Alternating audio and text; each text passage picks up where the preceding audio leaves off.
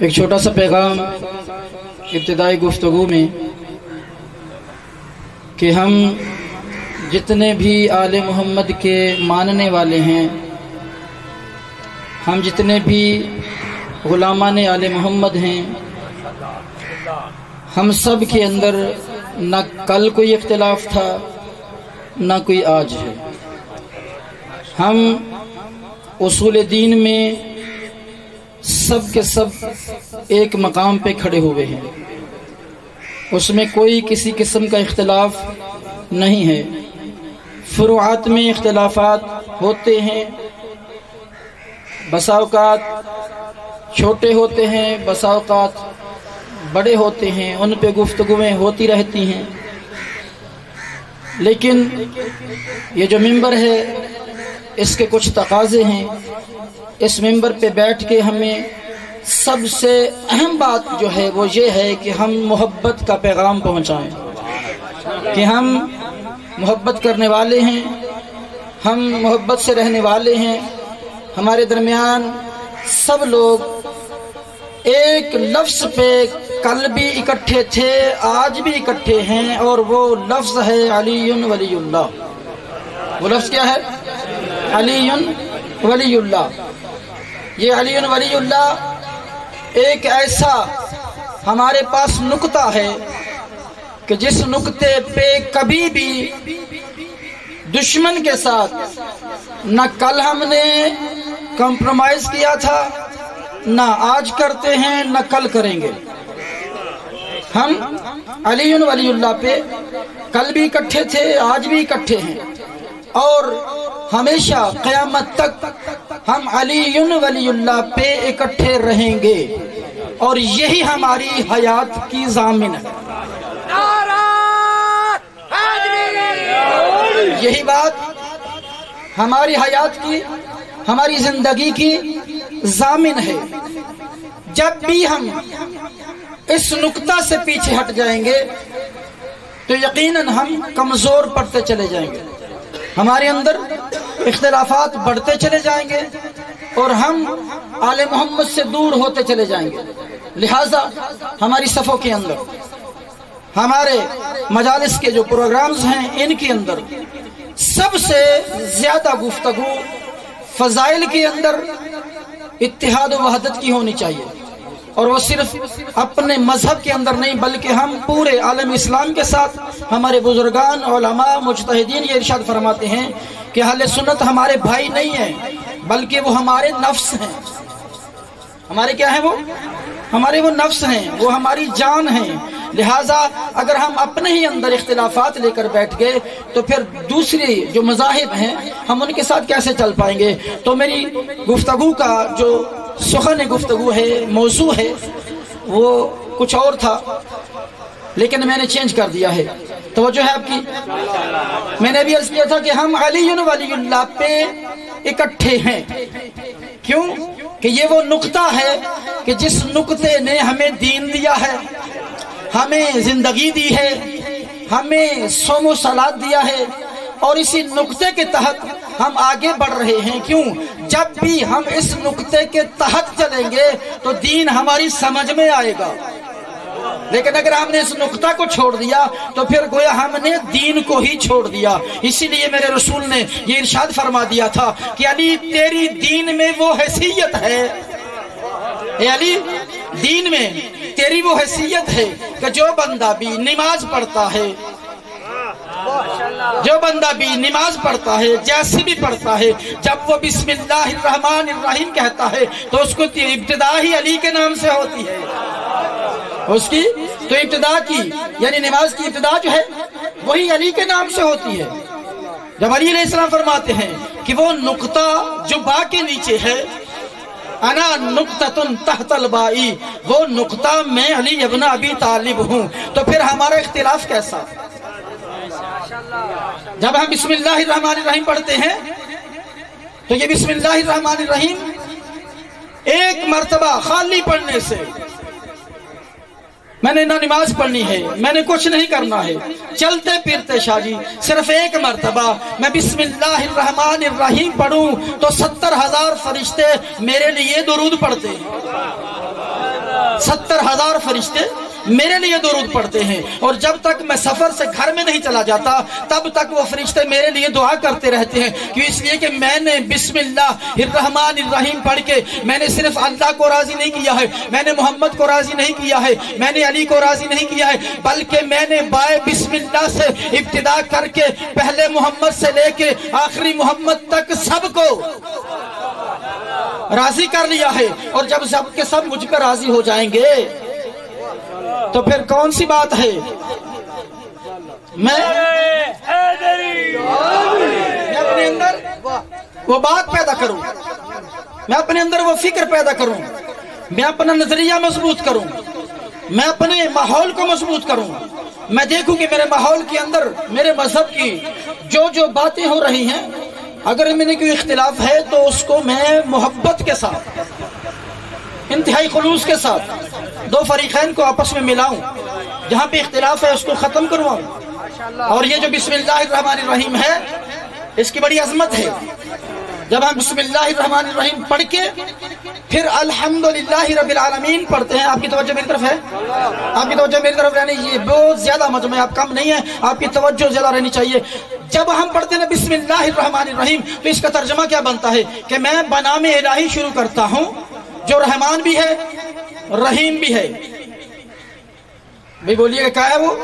جو رحمان بھی ہے رحیم بھی ہے۔ اب رحمان کون ہے اور رحیم کون ہے؟ بھئی یہ رحمان جو ہے یہ کافی نہیں تھا کہ وہ رحمان ہے، لیکن آگے اس نے بتایا کہ نہیں، میں رحمان بھی ہوں میں رحیم بھی ہوں۔ جب تو بسم اللہ یعنی اللہ کے نام کے ساتھ شروع کرے گا تو ابتدا میں جو بائے بسم اللہ ہے گویا تو نے علی اور اللہ کو جدا نہیں کیا ہے، تو نے علی اور اللہ کو جدا نہیں کیا ہے، بلکہ تو نے بسم اللہ سے شروع کر کے اقرار کیا ہے کہ تو اللہ کو بھی ویسے ہی مانتا ہے، علی کو بھی ویسے ہی مانتا ہے، لیکن علی اور اللہ میں فرق یہ ہے کہ وہ خالق ہے، علی مخلوق ہے۔ علی مخلوق ہے، تو مخلوق اور خالق کے اندر جو تعلق ہے نا، میں اس کا آپ کے سامنے چھوڑا، ٹائم بہت کم ہے، تھوڑے سے ٹائم کے اندر میں کچھ عرض کرنا چاہتا ہوں۔ بسم اللہ الرحمن الرحیم یعنی کیا ہے کہ اللہ رحمان ہے، اللہ رحیم ہے۔ ابتدا میں کیا ہے، علی کا نام لے کر میں نے آغاز گفتگو کیا ہے، پتہ چل گیا کہ علی محمد مصطفیٰ اور اللہ کے درمیان ایک ایسا تعلق ہے۔ بھئی ہمیں لوگ ہماری ہی باتوں کی وجہ سے کیا کہتے ہیں کہ تم نے علی علیہ السلام کو بڑھا دیا ہے، تم علی علیہ السلام کو بہت بڑھا دیتے ہو، اللہ سے بھی آگے لے جاتے ہو۔ بھئی میں یہاں سے شروع کر رہا ہوں، بسم اللہ الرحمن الرحیم، لا الہ الا اللہ محمد الرسول اللہ علی ولی اللہ۔ اب جو بھی سنے گا اگر اس کے پاس عقل جیسی نعمت ہے تو وہ سمجھ جائے گا نہیں ایسا نہیں ہے، یہ علی کو اللہ سے بڑھاتے نہیں ہیں، بلکہ یہ تو محمد کے بھی بعد علی کا نام لیتے ہیں، یہ تو محمد کے بھی بعد علی کا نام لیتے ہیں۔ علی اور اللہ کے درمیان ہم نے محمد کو رکھ کر دنیا والوں کو بتا دیا ہے کہ دنیا والوں ہم پہ شک نہ کرو، ہم پکے سچے مسلمان ہیں، رہیں گے اور ایسے ہیں کہ ہمارے جیسا اور کوئی نہیں ہے۔ ہم نے اللہ کے بعد رسول کو ویسے ماننا ہے جیسے اللہ چاہتا ہے، اور پھر رسول کے بعد علی کو ویسے ماننا ہے جیسے رسول چاہتا ہے، جیسے رسول چاہتا ہے۔ تو اس کے بعد کیا ہے، الحمدللہ رب العالمین یعنی وہ رحمان بھی ہے رحیم بھی ہے۔ پوری تشریح اس لیے نہیں کی کہ آگے پھر جا کے رحمان اور رحیم آ رہے، تو وہاں بتاؤں گا کہ ان دونوں میں فرق کیا ہے۔ الحمدللہ رب العالمین، بھئی اس کے معنی کیا ہیں؟ تمام تعریفیں کس کے لیے ہیں؟ بولیے گا میرے ساتھ، اللہ کے لیے ہیں۔ کون اللہ؟ نہیں، جو پالنے والا ہے تمام عالمین کا۔ عالمین کو پالنے والا کون ہے؟ کبھی علی علیہ السلام نے کہا ہے کہ میں عالمین کو پالنے والا ہوں، کبھی محمد مصطفیٰ نے کہا ہے کہ میں پالنے والا ہوں، نہیں، بلکہ وہ بھی ان میں شامل ہیں جن کو وہ پالنے والا ہے، جن کو وہ پالنے والا ہے۔ محمد مصطفیٰ، علی مرتضیٰ، فاطمہ الزہرا کس مخلوق میں شامل ہیں؟ جن کو وہ پال رہا ہے۔ ہاں یہ اور بات ہے کہ اس اللہ نے ان کو اتنے اختیارات دے دیے ہیں کہ یہ خود رزق تقسیم کرنے والے، یہ رزق کو تقسیم کرنے والے ہیں، ہم ان سے لینے والے ہیں۔ میں دلیل سے بات کروں گا. مولا امام جعفر صادق علیہ السلام صلوات پڑھ لیجیے گا. ان کے ایک صحابی کا نام ہے ابا حمزہ سمالی. بہت خوبصورت، بہت پارسا، نیک سیرت، بہت بڑے نیک پارسا مولا کے صحابی ہیں. نماز فجر پڑھ کے نا وہ اکثر سو جاتے تھے. تو میرے مولا نے کیا فرمایا کہ یا ابا حمزہ لا تنامنا قبل طلوع الشمس، اے ابا حمزہ سمالی طلوع آفتاب سے پہلے سویا نہ کر، یہ تیرا سونا مجھے پسند نہیں ہے. پوچھتے ہیں مولا کیا وجہ ہے؟ میرے مولا فرماتے ہیں کہ اس وقت اللہ رزق تقسیم کرتا ہے وَعَلَىٰ أَيْدِيهَا يُجْرِيهَا، اور بے شک تقسیم وہ کرتا ہے ہاتھوں سے ہمارے کرواتا ہے. تو پتہ چل گیا کہ کوئی ان کو مانے یا نہ مانے، رزق انہی کے ہاتھوں سے لے کے کھاتا ہے، رزق انہی کے ہاتھوں سے لے کر کھاتا ہے. تو برادران گرامی قدر، الحمدللہ رب العالمین، میں نے وہ سورہ شروع کیا ہے کہ جو قرآن کا سب سے پہلا سورہ ہے. اس میں اللہ نے کیا کچھ بتایا ہے، کیا کیا صفات بتائی ہیں اپنی. یہ دو حصوں پر مشتمل ہے. ایک میں اس کی عظمتیں بیان کرتا ہے انسان، دوسرے حصے میں اس سے کچھ مانگتا ہے. عظمتیں کیسے بیان کرتا ہے؟ الحمدللہ رب العالمین، تمام عظمتیں تعریفیں اس اللہ کے لیے ہیں کہ جو عالمین کو پالنے والا ہے. الرحمن الرحیم، وہی جو بسم اللہ الرحمن الرحیم میں ہے.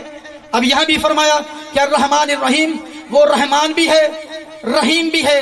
تو برادران گرامی قدر، اس کی جو تشریح علماء فرما رہے ہیں، جو انہوں نے لکھی ہے، وہ یہ ہے کہ اللہ پوری کائنات کے لیے، مسلم کے لیے بھی غیر مسلم کے لیے بھی، دنیا میں رحمان ہے، لیکن رحیم صرف مومنین کے لیے ہے، وہ بھی آخرت میں.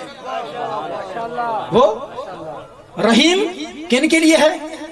ہمارے کے لیے ہے، ہمارے لیے ہے. یعنی رحمان اللہ دنیا میں اگر کوئی کافر نیکی کرتا ہے تو اس کو اجر ملنا چاہیے کہ نہیں ملنا چاہیے؟ ملنا چاہیے. اور وہ دنیا میں اس کو اجر دیتا ہے. آپ دیکھتے ہیں کہ بہت سارے لوگ ایسے غیر مسلم بھی ہیں کہ جو بہت بڑی بڑی نیکیاں کرتے ہیں، ہسپتال بناتے ہیں، چیریٹی شو کراتے ہیں، غرباء کی خدمت کرتے ہیں، مستضعفین جہان کی خدمت کرتے ہیں. لوگوں کے لیے وہ بہت سارے ایسے کام کرتے ہیں کہ جن میں غرباء کی، مسلمان غرباء کی وہاں پہ مدد کرتے ہیں. تو جو وہ عمل کرتے ہیں کیا ان کو اس کا اجر نہیں ملنا چاہیے؟ ملنا چاہیے. تو وہ اللہ یہ کہتا ہے کہ میں نے دنیا میں ان کے لیے اجر رکھا ہوا ہے. لیکن اے مومنوں، اے علی کے ماننے والوں، اے محمد مصطفیٰ کے ماننے والوں، اے فاطمہ زہرا کے ماننے والوں، اے حسنین شریفین کے ماننے والوں، اے بارہ کے ماننے والوں، پوری کائنات کے لیے میں ہر وقت رحمان ضرور ہوں، لیکن ہر کسی کے لیے رحیم نہیں. رحیم صرف ان کے لیے ہوں جو علی ولی اللہ پڑھنے والے،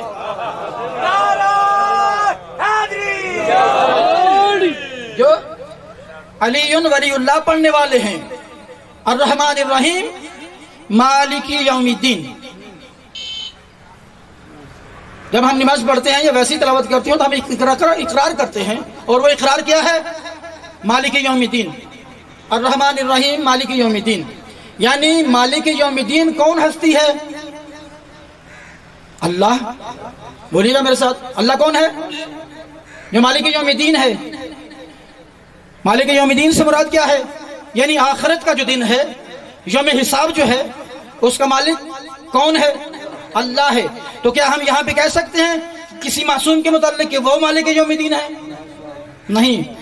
مالک یوم الدین یعنی یوم حساب وہ دن ہے کہ جس دن آل محمد وہاں پر تشریف ضرور فرما ہوں گے، ہمیں اپنی طرف بلائیں گے بھی، ہماری بخشش بھی کروائیں گے، لیکن اصل میں مالک یوم الدین وہی ہے جو ان کا بھی خالق ہے، جو ان کا خالق ہے. اللہ محمد و آل محمد کا خالق بھی ہے، مالک بھی ہے. مالک یوم الدین ہوتے ہوئے ہر کسی سے وہ حساب لینے کا حق رکھتا ہے، ہر کسی سے وہ حساب لینے کا حق رکھتا ہے. اب یہاں تک میں نے اس کی عظمتوں کو تسلیم کیا ہے، اس کی عظمتوں کے ساتھ ساتھ میں نے یہ اقرار کیا ہے کہ رحمان بھی تو ہے، رحیم بھی تو ہے، مالک بھی تو ہے، خالق بھی تو ہے. آگے میں اپنی کمزوریاں بتانے لگا ہوں. ایاک نعبد و ایاک نستعین. میں تیری ہی عبادت کرتا ہوں اور تجھ سے ہی مدد چاہتا ہوں. میں تیری ہی عبادت کرتا ہوں اور تجھ سے ہی मदद चाहता हूँ, ये मैंने इकरार किया है। और यही इकरार जो है ना, ये तौहीद की मारिफत दिलाता है कि उसके सिवा कोई काबिल इबादत भी नहीं है और उससे बड़ा कोई मदद करने वाला भी नहीं है। और ये मदद जो है ना, अल्लाह अपने अंबिया की भी करता है, औलिया की भी करता है, हम जैसे गुनाहगारों की भी करता है।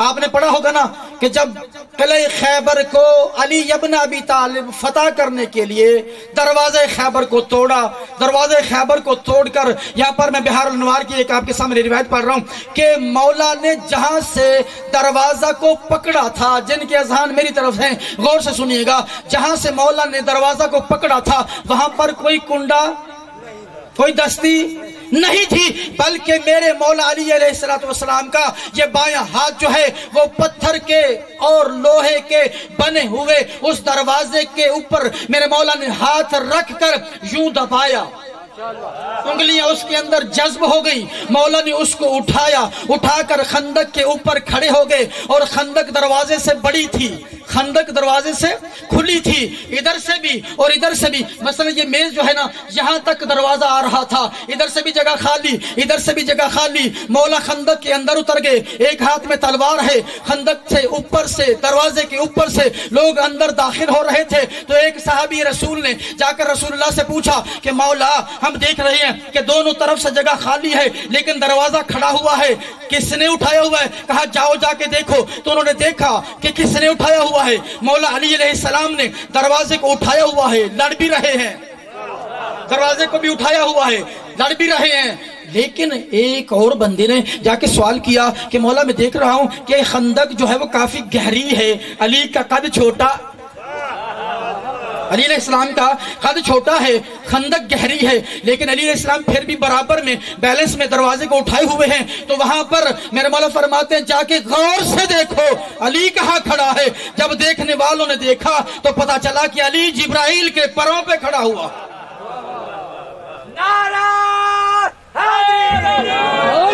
यानी हम मौला अली अलैहिस्सलाम की अजमतों को बयान करते हैं। ये क्या है कि अली ने दरवाजे पे हाथ रखा तो हाथों से, उंगलियों से जगह बना ली, लेकिन खंदक की गहराई बताती है कि अली अलैहिस्सलाम पानी में नहीं खड़े हुए हैं, ऊपर हैं। ऊपर उठाने वाला कौन है? वो अल्लाह, जिसने जिब्राइल को भेजा, जिसने जिब्राइल को भेजा। तो बिरादर ने गिरामी कदर, ये जो सूरह तौहीद है, जिसको सूरह फातिहा भी, सूरह फातिहा जो है, सूरह अलहम जो है, इसमें जितनी भी अजमतें हैं अल्लाह की, हम उनका इकरार करते हुए क्या करते हैं, आगे फिर अपनी मजबूरियों को बताते हैं कि तेरे सिवा कोई लायक इबादत नहीं है, तेरे सिवा कोई ऐसी मदद करने वाला नहीं है कि जो तुझसे बढ़कर करने वाला हो। हम या अली मदद कहते हैं, वो हमारी मदद करते हैं, लेकिन वो किससे मदद लेते हैं? उनकी अल्लाह मदद करता है। भाई अगर किसी जंग में अली अलैहिस्सलाम जैसी हस्ती जंग करते करते दुश्मन के सीना पे सवार हो जाए फिर छोड़ दे, ये कमाल है, यही कमाल है ना। अली अलैहिस्सलाम क्या कर रहे हैं? दुश्मन के सीने पे सवार हैं, लेकिन दुश्मन के सीने पे सवार होकर जब उसने बदतमीजी की तो छोड़ दिया। अली छोड़कर ये बता रहे हैं कि देखो हम लड़ते हैं तो भी उसके लिए, हम सिजदा करते हैं तो भी उसके लिए, हमारा रुकू होता है तो भी उसके सामने, हमारा क़याम होता है तो भी उसकी अजमतों को बयान करने के लिए। तो पता चल गया कि इनकी इबादत जो हैं, इनकी लड़ाइयां जो हैं, इनकी जंगें जो हैं, ये सारी की सारी इत्तिबाए इलाही में होती है। बिस्मिल्लाह। इय्याका नअबुदु व इय्याका नस्तईन, हम किसकी इबादत करते हैं? उसी की इबादत करते हैं, उसी से मदद चाहते हैं।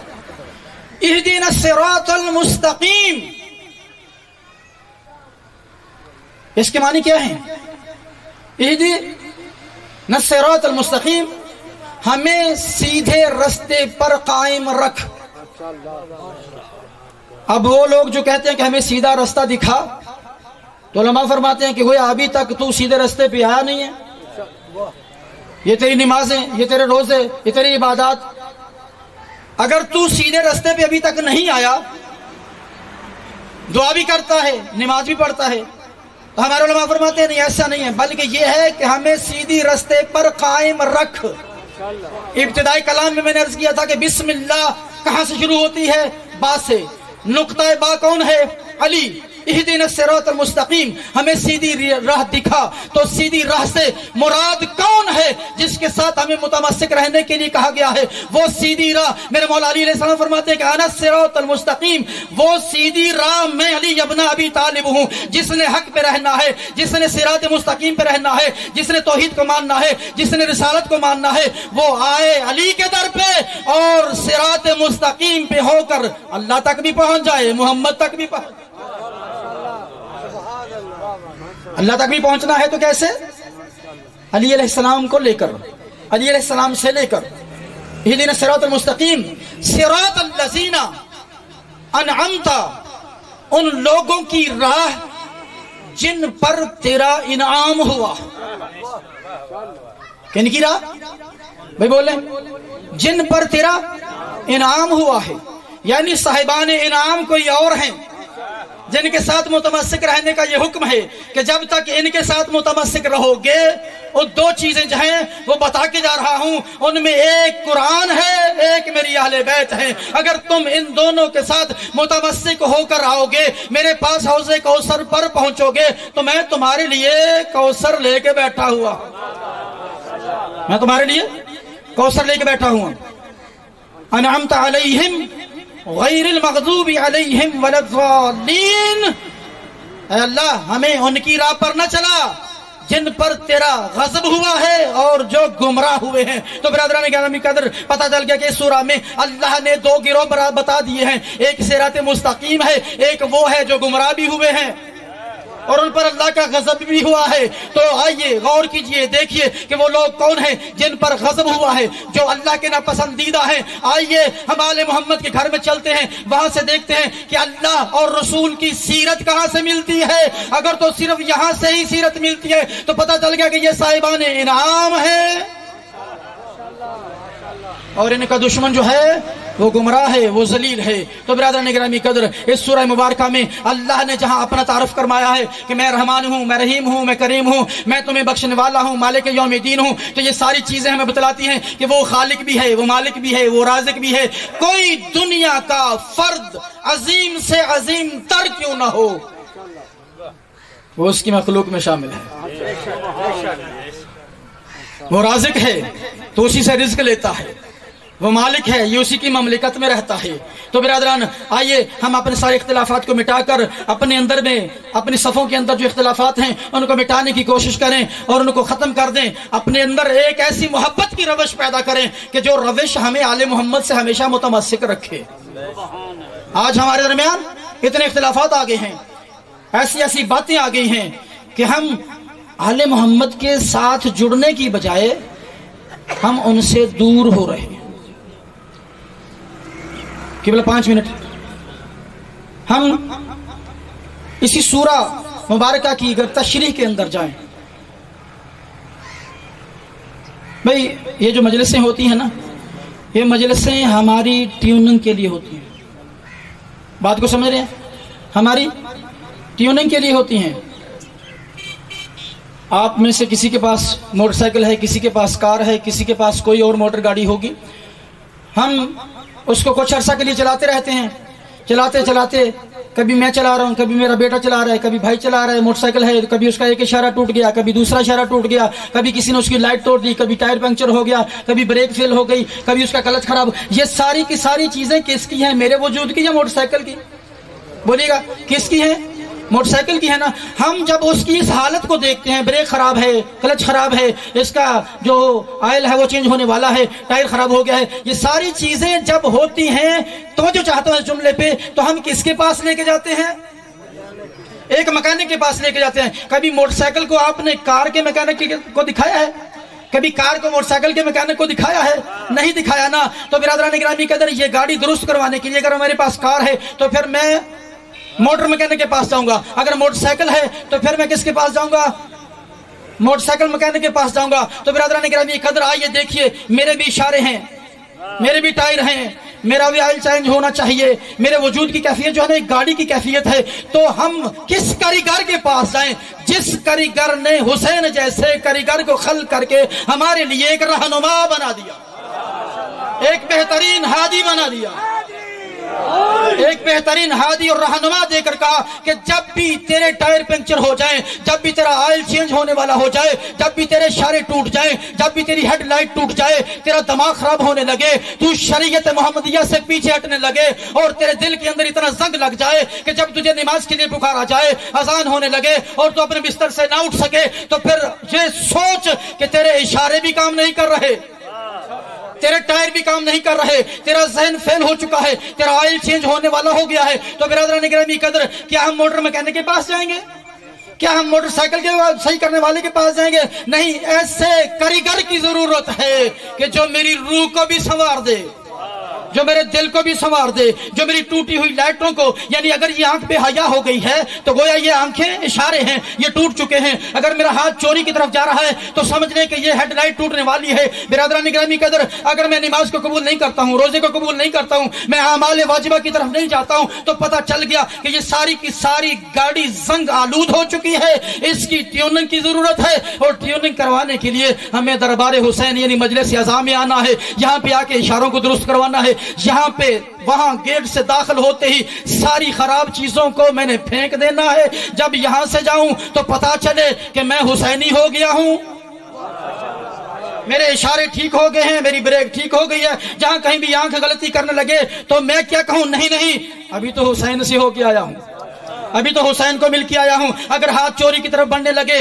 تو اس کو روک لوں، نہیں، حسین سے وعدہ کر کے آیا ہوں۔ یہی بات میں ان زائرین سے کہوں گا کہ جو زیارات کر کے آتے ہو نا، یہ پرانی آنکھیں وہیں چھوڑ آیا کرو، ہاتھوں کو بھی وہیں چھوڑ آیا کرو، پاؤں کو بھی وہیں چھوڑ آیا کرو، کیوں؟ اس لیے وہاں پر وہ ماسٹر بیٹھا ہے جس کا باپ ماسٹر آف اسلام ہے، وہاں پر وہ ماسٹر ہے کہ جو تمہیں ہر قسم کی تعلیم دے کر، ہر قسم کی تربیت دے کر بھیج رہا ہے، تو یہ سارے کا سارا وجود جو ہے یہ جب یہاں سے چلنے لگے تو ادا کر کے چلوں کہ میرے مولا آپ نے توفیق دی ہے نا، مجھے اپنے طرف بلایا ہے، اپنے روزے کی زیارت کے لیے بلایا ہے۔ قبر حسین پہ جب پہنچے تو وہاں پر ساری بدبوئے بدن جو ہے میں اس کو دھو کے قبر حسین کی مٹی کی خوشبو کو اپنے مشام میں ایسے بٹھا لوں کہ میرا سارا دماغ جو ہے مرتے دم تک ایسا معطر ہو جائے کہ کبھی آنکھ میلی نہ ہونی پائے، کبھی وجود بیکار ہونے نہ پائے۔ یہ جو میں نے ابھی کہا نا کہ وجود بیکار ہونے نہ پائے، اس بیکار ہونے سے کیا مراد ہے؟ یعنی جب تک یہ وجود اطاعت الہی میں تھا تو بیکار نہیں، کارآمد تھا، اور جب میں نے اطاعت الہی آل محمد کی سیرت کو چھوڑ دیا تو سمجھ لے کہ میرا وجود جو ہے یہ بیکار ہو رہا ہے۔ تو آئیے برادران گرامی قدر، ہم ایسے ڈاکٹرز کے پاس چلتے ہیں، ایسے طبیبوں کے پاس چلتے ہیں کہ جنہوں نے اسلام جیسی بیمار ہستی کو ایسی دوا اور ایسا علاج کیا کہ آج تک آپ مجلسوں میں بھی آتے ہو تو اسی کا نام لے کر تربیت حاصل کرتے ہیں، تو کہاں سے؟ بنام حسین ابن علی۔ انشاءاللہ شہادت میرے بعد انتہائی واجب الاحترام بزرگ عالم دین موجود ہیں، وہ پڑھیں گے۔ میں چند جملے صرف یہی عرض کرنا چاہتا ہوں، عزاداران حسین جب قید ہو گئی نا سیدزادیاں، ان سیدزادیوں میں ایک معصومہ کا نام ہے سکینہ، جو اپنے بابا کے دل کا سکون ہے، جس کو سینے پہ لٹا کے حسین سکون محسوس کرے، اس کی عظمت کیا ہوگی۔ سکینہ آج اجڑ گئی، سکینہ کربلا سے قید ہو کے چلی۔ کون سکینہ؟ جو بابا کی دل کا چین ہے، جس کو شب عاشور بار بار حسین کہتے ہیں، یا نور عینی، اے میری آنکھوں کی آنکھیں، میری آنکھوں کی ٹھنڈک سکینہ، آؤ میرے سینے پہ لیٹو کہ مجھے سکون ملے۔ عزاداران حسین، یہ بی بی قید ہو کے جا رہی ہے کہ ایک مقام پہ نا کچھ بچے ہیں کوفہ کے یا کوئی اور بچے ہوں گے، شیمر بے حیا پانی کی مشک لے کے نا ان بچوں کی طرف بڑھا، بچوں کو بھی پانی پلا رہا ہے، جانوروں کو بھی پلا رہا ہے، اور یہ معصومہ ایک جگہ پہ کھڑی ہو کے نا شیمر کو غور سے دیکھنے لگی کہ شاید میری بھی پیاس بجھا دے۔ سن لیا آپ نے جملہ؟ شاید کہ میری بھی پیاس बुझ जाए। वो जिधर जाता है ना मासूमा उसी तरफ देखने लगती हैं कि वो बेहया जानवरों को भी पानी पिलाता रहा, बच्चों को भी पिलाता रहा, लेकिन जब सकीना के सामने पहुंचता है ना तो मश्क में जितना पानी है नीचे गिरा देता है। सैयदा परेशान होकर जनाब सैयद सज्जाद से कहती हैं, भैया मेरे होंठों को देखो कितने खुश्क हो गए हैं। अज़दरान हुसैन यही सकीना है। कूफा में पहुंची, कूफा से लंबे सफर करके ये शाम पहुंची। अज़दरान हुसैन शाम में पहुंचकर कई घंटे तक फूफियों के साथ मासूमा ने इंतजार किया। होंठ खुश्क हैं, चादरें नहीं हैं। वहां से भी इंतजार करते करते जब ये काफिला पहुंचा ना दरबारे बेहया में तो अज़दरान हुसैन बीबियां खड़ी हुई थी। ये जुमला आपकी खिदमत में अर्ज कर रहा हूँ, ये जुमला तड़पा देता है, दिल फट जाते हैं कि एक बेहया ने यजीद से कहा, क्या यजीद ये बच्ची मेरी कनीजी में दे दो। अज़दरान हुसैन ये जुमला कहना था कि सैयदा सकीना तड़प कर अपनी फूफी उम्मे कुलसूम से कहती हैं, क्या फूफी जान क्या कभी ज़ुर्रियत पैगंबर को भी किसी ने अपनी कनीजी में लिया है। अज़दरान हुसैन ये रूह तड़पा देने वाला मंजर था कि इसके बाद सैयदा उम्मे कुलसूम के मुताल्लिक भी यही जुमला किसी बेहया ने कहा। अज़दरान हुसैन इनको कैद में बंद कर दिया गया। मैं इंतहाई मुख्तसर जुमले अर्ज कर रहा हूँ। जब ये कैद में चली गई ना तो आज का ही दिन था। आज के दिन सैयदा सकीना सलामुल्लाह अलैहा तड़प तड़प कर रोने लगी। इस कदर रोई कि सईदा की चीखों की आवाज महल्ले यजीद में पहुंची। यजीद एक बेहया अपने गुलाम की गोद में सर रखे आराम कर रहा था। जब इसकी आंख खुली ना तो इसने पूछा कि ऐ मेरे गुलाम, ऐ ताहिर, मुझे ये बता कि ये शोर कैसा है। वो कहता मुझे शोर का तो पता नहीं। अज़दरान हुसैन ये जुमला बड़ा ही गम से भरपूर है। वो कहता है कि मैंने अभी देखा था कि हुसैन के सर ने परवाज किया। परवाज करते करते हुसैन इस रोशनदान के पास गया। सर ने जाके ये कहा, क्या मेरी बहन ज़ैनब मेरी बेटी को खामोश करवाओ, मुझसे ये बर्दाश्त नहीं हो रहा है। अज़दरान हुसैन ये जुमला कहना था कि यजीद ने उससे कहा कि ये सर बच्ची के पास भिजवा दो। अज़दरान हुसैन सर बच्ची के पास पहुंचा। सर का बच्ची के पास पहुंचना था। चंद बैन की यह सैयदा ने अपनी गोद में लिया और कहा, बाबा जान आपके बाद हम बड़ी बड़ी मुसीबतें आई हैं। बाबा हमें खाना नहीं दिया जाता, हमारा पानी बंद कर दिया गया। ये जुमला सुनेंगे सैयदा तड़प कर कहती है, बाबा जान मैं वही सकीना हूँ जो आपके सीना पे सोती थी, आज मैं पत्थरों के ऊपर सर रख के सोती हूँ।